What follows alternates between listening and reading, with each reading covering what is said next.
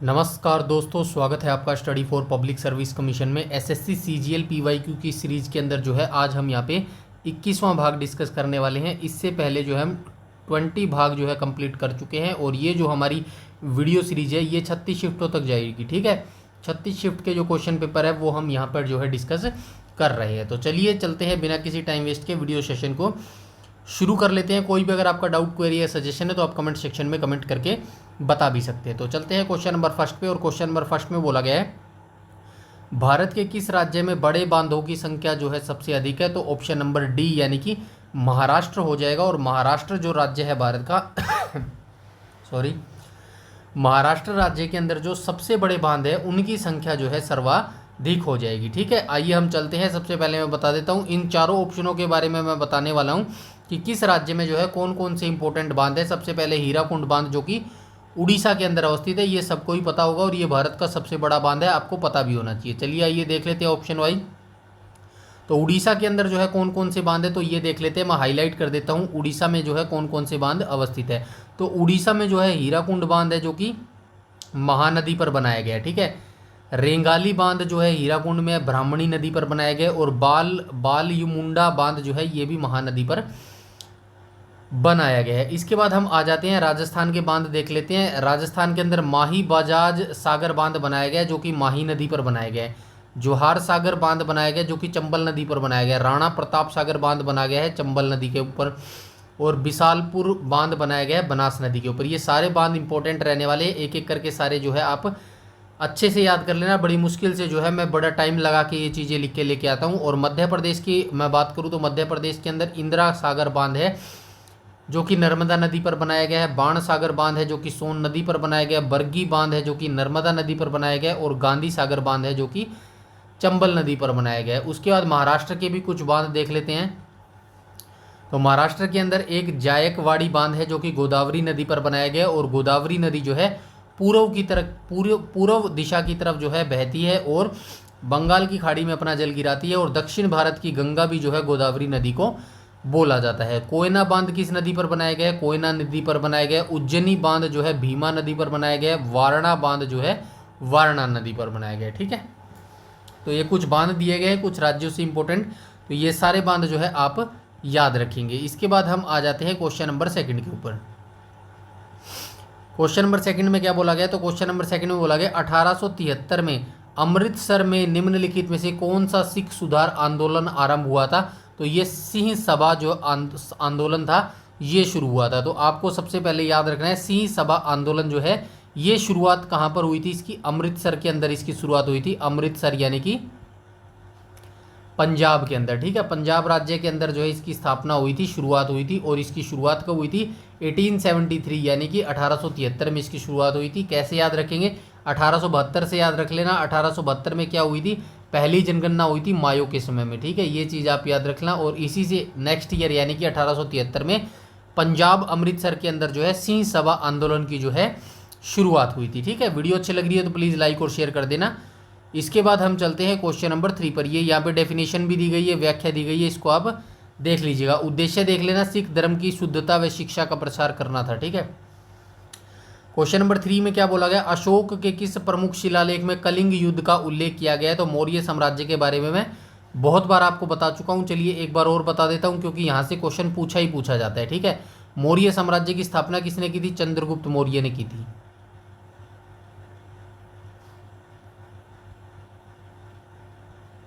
इसने किसकी हत्या की थी? धनानंद की। धनानंद की हत्या की थी। और धनानंद जो है किस वंश से संबंध रखता था? तो ये जो है धनानंद जो था नंद वंश से संबंध रखता था। ठीक है, नंद वंश से संबंध रखता था। और नंद वंश की स्थापना किसने की थी? महापद्मनंद ने की थी। ठीक है, महापद्मनंद ने जो है इसकी स्थापना की थी। अब हम बात कर लेते हैं चंद्रगुप्त मौर्य के बाद उसका उत्तराधिकारी कौन बना था? बिंदुसार बना था। बिंदुसार के बाद उसका उत्तराधिकारी कौन बना था? अशोक बना था। ठीक है, अशोक बना था। अब अशोक के बारे में थोड़ा सा जान लेते हैं। अशोक जो है काफ़ी इंपॉर्टेंट पर्सन है ये हिस्ट्री के अंदर। ठीक है ना, तो अशोक के बारे में हम जान लेते हैं। सबसे पहले हम बात कर लेते हैं इसके कलिंग युद्ध के बारे में। ठीक है, कलिंग युद्ध। कलिंग युद्ध कब हुआ था? 261 ईसा पूर्व हुआ था, ठीक है, ये याद रखना, पूछा जाता है। 261 ईसा पूर्व हुआ था। और ये कहाँ पर हुआ था? वर्तमान में जो उड़ीसा है ना, उड़ीसा, वहाँ पर हुआ था। ये जो कलिंग स्थान है ना, कलिंग स्थान, ये वर्तमान का उड़ीसा है, ठीक है, ये आप याद रखेंगे। 261 ईसा पूर्व हुआ था। और इसका वर्णन हमें कहाँ पर मिलता है? 13वें शिलालेख में मिलता है, ठीक है, 13वें शिलालेख में, शिलालेख में, ठीक है, ये जानकारी याद रखना। ऑप्शन नंबर जो है ए करेक्ट हो जाएगा क्वेश्चन नंबर 3 का, ठीक है। इसके बाद हम आ जाएंगे क्वेश्चन नंबर 4 के ऊपर। क्वेश्चन नंबर 4 में बोला गया केंद्र सरकार ने किस वर्ष राष्ट्रीय हवाई खेल नीति शुरू की थी? तो ये कब की थी? 2022 में की थी, ठीक है। ऑप्शन नंबर बी करेक्ट हो जाएगा क्वेश्चन नंबर 4 का। तो ये याद रखना भाई, राष्ट्रीय हवाई खेल नीति जो है ना, इसकी शुरुआत 2022 में हुई थी। दोबारा पूछा जा सकता है, काफ़ी इंटरेस्टिंग क्वेश्चन मेरे को लग रहा है, राष्ट्रीय हवाई खेल नीति 2022 में। ये साइंस का जो है काफ़ी डिफिकल्ट क्वेश्चन है मेरे लिए तो ऑब्वियसली। तो क्वेश्चन नंबर 5 का डायरेक्ट आंसर बता देता हूँ, ऑप्शन नंबर डी हो जाएगा, ठीक है। ये एक बार देख लेना भाई, आप पढ़ लेना साइंस वाले बच्चे। निम्नलिखित में से कौन सी रासायनिक अभिक्रिया तब होती है जब अनबुझा चूना जल के साथ अभिक्रिया है? तो ये पूछा गया है भाई, कौन सी रासायनिक अभिक्रिया तब होती है जब अनबुझा जो चूना होता है ना, उसके साथ जल की अभिक्रिया करवाते हैं? तो कौन सी अभिक्रिया, रासायनिक अभिक्रिया होती है? तो ये भाई ऑप्शन नंबर डी वाली अभिक्रिया होती है। अब ये देख लेना क्या होता है। H2O तो मेरे हिसाब से हाइड्रोजन होता है, बाकी ये देख लेना भाई क्या बनेगा, ये आप खुद देख लेना, ठीक है। इसके बाद हम आ जाएंगे क्वेश्चन नंबर 6 के ऊपर। क्वेश्चन नंबर 6 में क्या बोला गया? तो क्वेश्चन नंबर 6 में बोला गया निम्नलिखित में से किस अधिनियम ने द्वैध शासन को समाप्त करके प्रांतीय स्वायत्तता की शुरुआत की थी? तो सबसे पहले आप याद रखेंगे, ये जो द्वैध शासन था ना, द्वैध शासन, डोंट वरी, ये नीचे लिखा भी गया है द्वैध शासन। ये जो इसकी व्याख्या में ये सब कुछ लिखा गया है वो मैं दिखाऊंगा। तो द्वैध शासन की शुरुआत कब हुई थी? 1919 में जो है द्वैध शासन की शुरुआत हुई थी, लेकिन जो है 1935 भारत अधिनियम के तहत जो है इसको खत्म कर दिया गया था। और उसके बाद जो है प्रांतीय स्वायत्तता की जो है शुरुआत हुई थी, ठीक है। आइए हम आगे देख लेते हैं यहाँ पे क्या लिखा गया है। सबसे पहले बात की गई है बंगाल में द्वैध शासन की शुरुआत कब हुई थी? तो ये चीज़ याद रखना, थोड़ी सी बेसिक से चीज़ें यहाँ पे लिखी गई है, सिर्फ आपकी नॉलेज को जो है बढ़ाने के लिए ही यहाँ पे लिखी गई है। तो सबसे पहले हुआ था बंगाल में द्वैध शासन, कब हुआ था? 1765 से 1772 के बीच में। और इस समय किसका शासनकाल होता था? तो रॉबर्ट क्लाइव का जो है शासनकाल होता था, ठीक है। रॉबर्ट क्लाइव ने 1765 में बंगाल में द्वैध शासन की शुरुआत की थी। अच्छा, 1765 में एक संधि हुई थी, बता सकते हैं कोई मुझे कमेंट सेक्शन में 1765 में कौन सी संधि हुई थी? बताइए फटाफट कमेंट सेक्शन में कमेंट करके 1765 में कौन सी संधि हुई थी। और जो ये रॉबर्ट क्लाइव नाम का इंसान है ना, इसका बहुत महत्वपूर्ण हाथ है भारत में ब्रिटिश जो साम्राज्य है उसकी स्थापना करने के लिए, क्योंकि इसने कुछ बैक टू बैक युद्ध लड़े थे और जो है उनके अंदर महत्वपूर्ण जीत हासिल करी थी। सबसे पहले इसने जो है युद्ध लड़ा था 1757 में, ठीक है। 1757 में इसने किसका युद्ध लड़ा था? पलासी का युद्ध लड़ा था, ठीक है। पलासी का युद्ध इसने किसके साथ लड़ा था? सिराजुद्दौला के साथ लड़ा था, और वो युद्ध जो है ये जीत गया था। इसके बाद इसने कौन सा युद्ध लड़ा था? इसके बाद इसने 1760 में युद्ध लड़ा था, वांडीवाश का युद्ध लड़ा था, ठीक है, वांडीवाश का युद्ध इसने किसके साथ लड़ा था? फ्रांसीसियों के साथ लड़ा था, ठीक है। फ्रांसीसियों को भी जो है इसने हरा दिया था। अंत में जो है इसने एक युद्ध और लड़ा था 1764 में। 1764 में इसने कौन सा युद्ध लड़ा था? बक्सर का युद्ध लड़ा था। और ये बक्सर का युद्ध में जो है इसके बक्सर के युद्ध जो है 3 जो है सुल्तानों ने जो है मिलकर लड़ा था। मुगल साम्राज्य का सुल्तान था, और जो है बंगाल का नवाब था, और एक और था। इन तीनों ने मिलकर जो है रॉबर्ट क्लाइव के खिलाफ जो है बक्सर का युद्ध लड़ा था, और रॉबर्ट क्लाइव ने जो है इन तीनों को पराजित कर दिया था। और ये 1764 के युद्ध, बक्सर के युद्ध के बाद ये डिसाइड हो गया था कि अब यहाँ से जो है भारत पर ब्रिटिशर्स ही जो है हुकूमत करने वाले हैं, ठीक है। तो ये याद रखना, बंगाल में द्वैध शासन की शुरुआत जो है ये रॉबर्ट क्लाइव के द्वारा 1765 में की गई थी, ठीक है। और अंत कब हुआ था? अंत हुआ था 1772 में। किसने किया था? वारेन हेस्टिंग्स ने किया था। बंगाल में द्वैध शासन को समाप्त कर दिया था, ठीक है। ये आप याद रखना, प्रांतों में द्वैध शासन 1919 में शुरू हुआ था, ऊपर मैं आपको बता के आया हूँ। और ये जो वारेन हेस्टिंग्स था ये कौन था? तो ये बंगाल का पहला गवर्नर भी था भाई, याद रखना, बंगाल का पहला गवर्नर,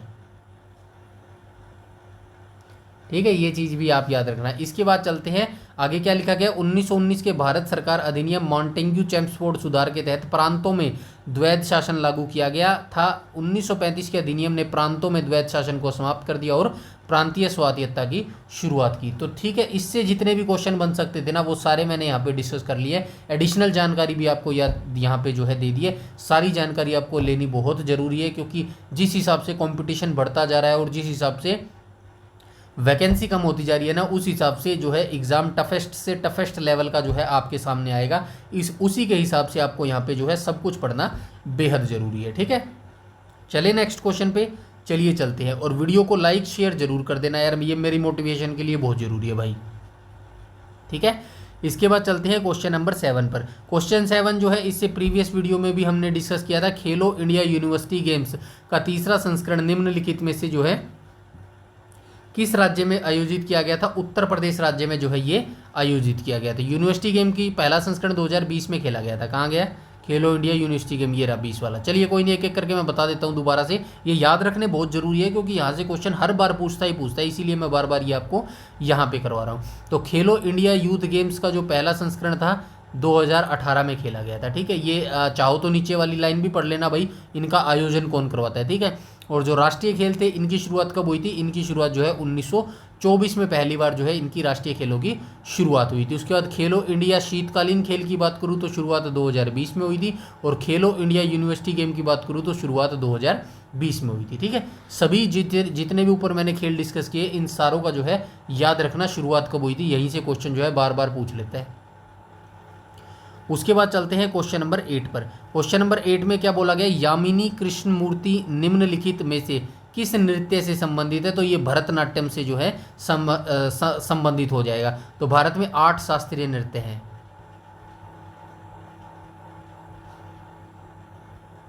ठीक है, 8 शास्त्रीय नृत्य है। ओडिसी शास्त्रीय नृत्य कौन से राज्य से संबंध रखता है, ओडिशा से संबंध रखता है।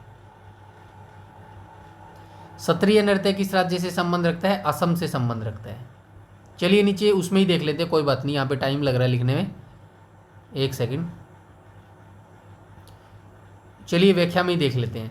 व्याख्या में क्या लिखा गया, व्याख्या में लिखा गया जो भरतनाट्यम है ना ये तमिलनाडु से संबंध रखता है। कथक जो हमारा शास्त्रीय नृत्य है ये उत्तर प्रदेश से संबंध रखा है। कथकली केरल से, कुचिपुड़ी आंध्र प्रदेश से, ओडिसी ओडिशा से, मणिपुरी मणिपुर से, सत्रिया असम से और मोहिनीअट्टम केरल से। तो ये 8 शास्त्रीय नृत्य है और हर एसएससी के एग्जाम में 1 नंबर तो यहाँ से पूछता ही पूछता है। तो ये 8 कैसे ना कैसे जो है आप रट्टा मार के याद करो, कैसे अपने दिमाग में सेट कर लो, कैसे ही कर लो। ये अगर आपने 8 जो है बिल्कुल अपने दिमाग में स्टिक बिठा लिया ना, तो 25 में से मानो 1 क्वेश्चन तो आपका पक्का हो गया। ठीक है, 1 नंबर तो आपका पक्का हो गया। ठीक है, चलते हैं क्वेश्चन नंबर 9 पर। क्वेश्चन नंबर 9 में बोला गया निम्नलिखित में से किस राज्य सरकार द्वारा संगीत के क्षेत्र में हरिवरासनम पुरस्कार दिया जाता है। तो ये हरिवरासनम पुरस्कार है भाई, याद रखना ये नाम, हरिवरासनम पुरस्कार जो है ये केरल सरकार के द्वारा दिया जाता है। ठीक है, और उसके बाद आप याद रखेंगे ये राजधानी भी याद रखना भाई, कर्नाटक की बेंगलोर हो जाएगी, महाराष्ट्र की मुंबई हो जाएगी, हिमाचल प्रदेश की शिमला हो जाएगी और केरल की तिरुवनंतपुरम हो जाएगी। और केरल सरकार द्वारा दिया जाता है यह पुरस्कार जिसका नाम है हरिवरासनम पुरस्कार। और इसकी शुरुआत कब हुई है, 2012 से जो है ये पुरस्कार प्रदान किया जा रहा है। ये जरूर याद रखना भाई, हरिवरासनम जो पुरस्कार है ना ये 2012 से जो है हर साल दिया जा रहा है। ठीक है, इसके बाद हम आ जाएंगे क्वेश्चन नंबर 10 के ऊपर।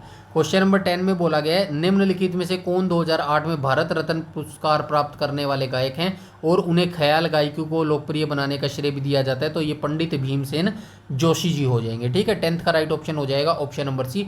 आप मुझे बताएंगे पद्म विभूषण पुरस्कार की शुरुआत कब हुई, पद्म विभूषण पुरस्कार की शुरुआत कब हुई है ये आप मुझे कमेंट सेक्शन में कमेंट करके बताएंगे। ठीक है, उसके बाद हम आ जाएंगे क्वेश्चन नंबर 11 पर। और 11 में बोला गया निम्नलिखित में से किस संस्था ने ग्रामीण क्षेत्रों में मुख्यतः गरीब महिलाओं की आर्थिक स्थिति को सुधारने में योगदान दिया है। तो ये स्वयं सहायता समूह जो है इसने ग्रामीण जो हमारे जो विलेजर्स एरिया होते हैं ना, गांव होते हैं हमारे, उसके अंदर गाँवों के अंदर जो मुख्यतः जो हमारी गरीब महिलाएं होती है ना उनकी आर्थिक इकोनॉमिक कंडीशन जो सुधारने में योगदान दिया है वो किसने दिया है, स्वयं सहायता समूह ने जो है ये योगदान दिया है। व्याख्या दी गई है क्या, हाँ दी गई है। तो ये चीज़ आप याद रखना भाई, इंदिरा आवास योजना ये दिया गया है ना, इंदिरा आवास योजना, हाँ, इंदिरा आवास योजना दी गया है। तो ये ऑप्शन नंबर, ये सभी की जो है मैंने डेट यहाँ पे लिखी है, ये लिखी गई है। जो ये इंदिरा आवास योजना है ना, इसको 1985 में शुरू किया गया था। और किसके लिए शुरू किया गया था? ग्रामीण गरीबों को पक्का मकान देने के लिए जो है इस योजना को शुरू किया गया था। लेकिन 2016 में प्रधानमंत्री आवास योजना को जो है ग्रामीण में विलय कर दिया गया है। ठीक है, ये आप याद रखना। इंदिरा आवास योजना जो है 1985 में शुरू की गई थी। एकीकृत विकास परियोजना जो है इसको 1978-79 में जो है पायलट रूप से जो है शुरू किया गया था। 2 अक्टूबर 1980 से जो है ये पूरे भारत में लागू है एकीकृत विकास परियोजना। उसके बाद हम ग्रामीण स्वास्थ्य योजना की बात करें तो 1977 में ग्रामीण स्वास्थ्य योजना के रूप में शुरू की गई थी। बाद में 2005 में इसका उन्नत रूप राष्ट्रीय ग्रामीण स्वास्थ्य मिशन जो है आया। ठीक है, ये आप याद रखेंगे। सारी चीज़ें इंपॉर्टेंट है, क्वेश्चन यहाँ से पूछता है। आपने अगर पहले एग्जाम दिए होंगे ना कॉम्पिटिटिव एग्जाम के, तो आपने देखा होगा यही क्वेश्चन जो है क्या पता कितनी बार एग्जामों में जो है पूछे गए हैं। अब बात कर लेते हैं मेन स्वयं सहायता समूह। तो ये जो स्वयं सहायता समूह है, जिसको इंग्लिश में बोलते हैं सेल्फ हेल्प ग्रुप्स, तो ये क्या करता है? भारत में SHG का कॉन्सेप्ट 1980 के दशक में आया था। तो ये जो सेल्फ हेल्प ग्रुप्स है ना, स्वयं सहायता समूह, इसका जो कंसेप्ट है वो कब आया था? 1980 के दशक में आया था। लेकिन 1992 में नाबार्ड ने औपचारिक रूप से SGH बैंक लिंकेज प्रोग्राम शुरू किया था। तो ये चीज़ आप याद रखेंगे। तो ये 1992 में जो है औपचारिक रूप से सेल्फ जो हेल्प ग्रुप था, इसकी जो है प्रोग्राम जो है शुरू किया गया था। और यहाँ पे नाबार्ड की बात हुई है, तो नाबार्ड की स्थापना कब हुई है? 1982 में जो है नाबार्ड की स्थापना हुई। ठीक है, इसके बाद हम आ जाएंगे क्वेश्चन नंबर 12 के ऊपर। क्वेश्चन नंबर 12 में क्या बोला गया? 1989 में किस समिति ने स्थानीय सरकारी निकायों के लिए संवैधानिक मान्यता की सिफारिश की थी? तो ये पीके थुंगन समिति ने की थी। ऑप्शन नंबर डी करेक्ट हो जाएगा क्वेश्चन नंबर 20 का। बलवंत राय मेहता समिति कब हुई थी? 1957 में आई थी। ठीक है, बनी थी। ठीक है, अशोक मेहता समिति कब बनी थी? 1977 में बनी थी। ठीक है, आइए नीचे चल के देख लेते हैं। और व्याख्या के अंदर, व्याख्या में क्या कहा गया? बलवंत राय मेहता समिति जो है 1957 में बनी थी। वर्मा समिति कब बनी थी? तो वर्मा समिति जो है ये कब बनी थी? वर्मा समिति 1990 पंचायती राज में जन भागीदारी और प्रशासनिक सुधार, लेकिन ज़्यादातर परसेंट। चलिए ठीक है, कोई बात नहीं। LM सिंघवी समिति कब बनी थी? ये 1986 में बनी थी। और अशोक मेहता समिति जो है 1977 में बनी थी। ठीक है, ये चीज़ आप याद रखेंगे। और बलवंत राय मेहता समिति ने जो है पंचायती राज व्यवस्था की सिफारिश की थी, 3 लेवल पर जो है ये व्यवस्था शुरू की जाए। ठीक है, ये आप याद रखना भाई। ये बलवंत राय मेहता समिति कब शुरू की गई थी? 1957 में की गई थी।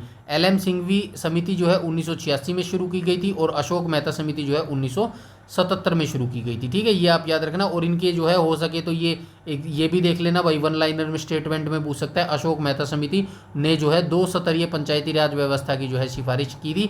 और पीके थुंगन समिति जो है 1988 में आई थी। स्थानीय निकायों को संवैधानिक मान्यता देने की सिफारिश की गई थी। ठीक है, ये सारी चीज़ें जितनी मैंने हाईलाइट की है यहाँ से जो है आप अच्छे से जो है इसको ग्रैब कर लेंगे। ठीक है, वीडियो सेशन अच्छी लग रहा हो तो प्लीज़ यार लाइक और शेयर कर दो यार। ठीक है, क्वेश्चन नंबर 13 को देख लेते हैं। 13 में क्या बोला गया? निम्नलिखित में से कौन सा विकल्प आलिकीय शिरा विन्यास से संबंधित नहीं है? तो ये मक्का हो जाएगा। ठीक है, मक्का जो है ये आलिकीय शिरा विन्यास से संबंधित नहीं होगा। ठीक है, इसके बाद हम आ जाएंगे क्वेश्चन नंबर 14 पर। और क्वेश्चन नंबर 14 में क्या बोला गया? निम्नलिखित में से कौन राष्ट्रीय मानवाधिकार आयोग का सदस्य नहीं होता? तो सबसे पहले आपको पता होना चाहिए जो मानवाधिकार है ना, मानवाधिकार, इसकी स्थापना कब हुई थी? 1993 में हुई थी। ठीक है, 1993 में इसकी स्थापना हुई थी। और इसका जो अध्यक्ष होता है वो कौन होता है? तो इसका अध्यक्ष जो है पूर्व जो सेवानिवृत्त जो मुख्य न्यायाधीश होता है ना, वो इसका जो है मुख्य अध्यक्ष होता है। ठीक है, तो ये क्या कहा गया? मानवाधिकार आयोग का सदस्य नहीं होता। कौन नहीं होता? उच्च न्यायालय के पूर्व मुख्य न्यायाधीश ये तो होता है। सर्वोच्च न्यायालय के पूर्व न्यायाधीश ये भी हो सकते हैं। सर्वोच्च न्यायालय के पूर्व मुख्य न्यायाधीश ये भी हो सकते हैं। जिलाधिकारी जो है इसका सदस्य नहीं हो सकता। ठीक है, ये यहाँ पे दिया भी गया है। 12 अक्टूबर 1993 को मानवाधिकार संरक्षण अधिनियम 1993 के तहत जो है स्थापित किया गया था। तो ठीक है, ये याद रखना भाई, 1993 का ही एक्ट के साथ जो है 1993 को राष्ट्रीय मानवाधिकार आयोग यानी कि नेशनल ह्यूमन राइट्स कमीशन की जो है शुरुआत की गई थी। और अध्यक्ष हमेशा जो है सुप्रीम कोर्ट के पूर्व मुख्य न्यायाधीश होते हैं। ठीक है, ये चीज़ आप याद रखेंगे। आते हैं क्वेश्चन नंबर 15 में बोला गया 14 अक्टूबर 2021 तक प्राप्त जानकारी के अनुसार कौन सा भारतीय फुटबॉलर पेले के अंतर्राष्ट्रीय गोल रिकॉर्ड तोड़ने के लिए चर्चा में है। भारत के अंदर फुटबॉल इतना लोकप्रिय नहीं है जितना जो है क्रिकेट लोकप्रिय है भारत के अंदर। और जो फुटबॉल में एकमात्र ही भारत का ऐसा खिलाड़ी है जो सबसे ज़्यादा गोल किए हुए है, जिसका नाम हुआ है सुनील छेत्री। आपने भी ये नाम सुना होगा, सुनील छेत्री, ठीक है। ईस्टर त्यौहार किस समुदाय द्वारा मनाया जाता है? तो ईसाइयों के द्वारा जो है ईस्टर त्यौहार मनाया जाता है यार, सिंपल सी बात है। क्वेश्चन नंबर 17 को देख लेते हैं। 17 में क्या बोला गया है? तो 17 में बोला गया है रंजना प्रकाश देसाई जो भारतीय प्रेस परिषद की पहली महिला अध्यक्ष बनी, मूल रूप से सरकार के निम्नलिखित में से किस अंग में कार्य करती है? न्यायपालिका के अंग में जो है ये कार्य करती है। इसके बाद हम आ जाएंगे क्वेश्चन नंबर 18 पर, ठीक है। तो क्वेश्चन नंबर 18 में क्या बोला गया? क्वेश्चन नंबर 18 में बोला गया सर्पिल आकार के बैक्टीरिया की पहचान कीजिए। तो सर्पिल आकार का जो बैक्टीरिया होता है वो कैसा होता है? सिप्रिलिम टाइप का जो है ये बैक्टीरिया होता है, ठीक है। सर्पिल आकार के बैक्टीरिया की जो पहचान है वो क्या होती है? स्प्रिलिम जो है इसकी आइडेंटिटी होती है, ठीक है। बाकी यहाँ पे मैंने कुछ इंपॉर्टेंट दिया है। इस क्वेश्चन के अंदर क्या इंपॉर्टेंट दिया है? तो यहाँ पे जो व्याख्या में आप देखेंगे ना, विषाणु वायरस से होने वाले प्रमुख रोग, तो यहाँ पे जो है रोगों का नाम दिया गया है और यहाँ पे विषाणु का नाम दिया गया है, यानी कि किसके कारण जो है ये रोग होता है। ये पूरी लिस्ट दी गई है यहाँ पे, ठीक है। ये पूरी लिस्ट दी गई है, इसको आप जरूर पढ़ेंगे, ठीक है। साइंस के अंदर 1 नंबर का क्वेश्चन अगर आप पक्का करना चाहते हैं ना तो इसको आप जरूर देखेंगे। और यहाँ पे मैंने जो ऊपर विषाणु लिखा गया था और यहाँ पे जीवाणु से होने वाले रोग भी जो है लिख दिए गए, यानी कि वायरस और जो बैक्टीरिया है उन दोनों से होने वाले रोग और उनके जो है रोगाणुओं, यानी कि रोगाणु किसके द्वारा वो होते हैं, उन सभी का जो है मैंने नाम लिख दिया यहाँ पे। अगर आप अपना किसी वनडे एग्जाम्स में 1 नंबर पक्का करना चाहते हैं तो इनको जो है अच्छे से ध्यान से पढ़ लेना और अपने दिमाग में बैठा लेना, ठीक है। इसके बाद हम चलते हैं क्वेश्चन नंबर 19 पर। क्वेश्चन नंबर 19 में क्या बोला गया? जनगणना 2011 के अनुसार सर्वाधिक जनसंख्या वाला जिला कौन सा है? तो सर्वाधिक जनसंख्या वाला जिला जो है ठाणे हो जाएगा, ठीक है। उसके बाद आ जाएंगे क्वेश्चन नंबर 20 पर। 20 में क्या बोला गया है? निम्नलिखित में से कौन सा एक इंसोसिलिकेट एम्फीबोल खनिज है जिसका उपयोग राजमार्ग निर्माण और रेल मार्ग बैलास्ट के रूप में किया जाता है? तो हॉर्न ब्लेंड जो है एक ऐसा एम्फीपोज खनिज है जिसका उपयोग राजमार्ग निर्माण, यानी कि जो हमारे सड़कें हाईवे बनते हैं ना उसके अंदर, और जो रेल मार्ग बैलास्ट होता है उसके रूप में जो है इस खनिज का उपयोग किया जाता है, जिसका नाम हॉर्न ब्लेंड हो जाएगा। 21 में कहा गया है एक परमाणुक अणु की पहचान कीजिए। तो एक परमाणुक अणु जो है हीलियम हो जाएगा। इसकी व्याख्या मैं दिखा देता हूँ, काफ़ी अच्छा क्वेश्चन है ये, आप याद रखना भाई। एक परमाणु जो अणु होता है ना वो हीलियम है। अब एक परमाणु को द्विपरमाणु दोनों याद रखने हैं आपको। एक परमाणु एक परमाणुक अणु कौन कौन से होते हैं? जिसमें केवल एक ही परमाणु होते हैं। तो जिसके अंदर केवल एक ही परमाणु होते हैं वो एक परमाणु होते हैं, ठीक है। जैसे कि हीलियम एक परमाणु होता है, नियन के अंदर एक परमाणु होता है, आर्गन के अंदर एक परमाणु होते हैं। जैसे निष्क्रिय गैसें जैसे कि इनर्ट नोबल गैस होगी, इन सभी के अंदर कितने परमाणु होते हैं? एक परमाणु होता है, और इसीलिए जो है इनको एक परमाणुक अणु बोला जाता है। बाकी जैसे ऑक्सीजन O2 हो गया, O3 क्या होता है? ओजोन होता है। ओजोन का यहाँ पे कुछ लेना देना नहीं है, बस मैं फॉर्मूला बता रहा हूँ, मुझे पता है, ठीक है।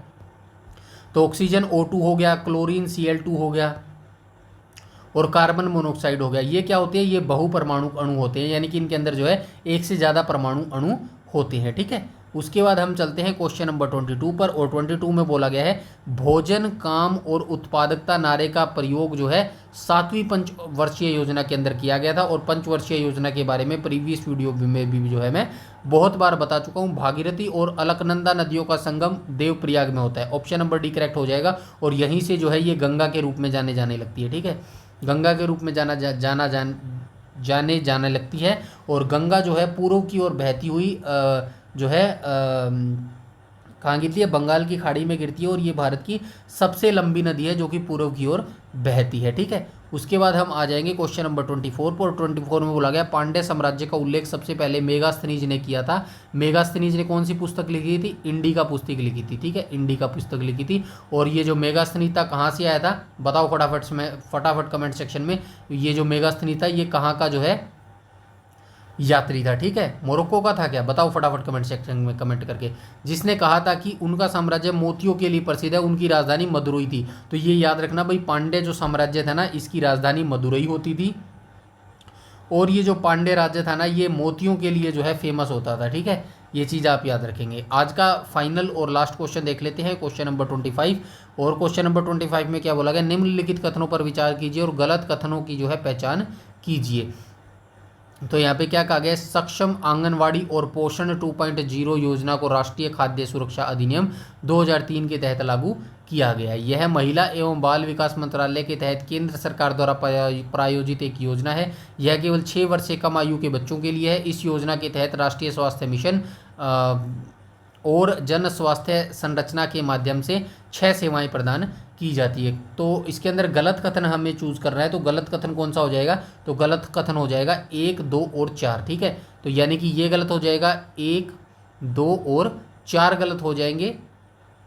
ठीक है, यही हमसे पूछा गया है, तो ये चीज़ आप याद रखेंगे। ठीक है, निम्नलिखित कथनों की पहचान कीजिए। गलत कथन हमने ढूंढना था, तो ये गलत कथन हमने ढूंढ लिए। नीचे ऑफिशियल आंसर भी मैंने दिए हैं, तो यहाँ से भी आप चेकआउट कर सकते हैं। बस आपको मेरे लिए इतना करना है, वीडियो को ज़्यादा से ज़्यादा लाइक कर देना और शेयर कर देना, और चैनल पर पहली बार विजिट कर रहे हैं तो चैनल को सब्सक्राइब कर लीजिएगा और बेल आइकन बटन को टैप कर लीजिएगा, ताकि समय पर आपको सारी नोटिफिकेशंस मिलती रहें। और यूट्यूब पर अगर आप हमें फॉलो करते हैं तो हमारा टेलीग्राम ग्रुप चैनल जो है वो जल्दी से जल्दी और इम्पोर्टेंट तरीके से जो है आप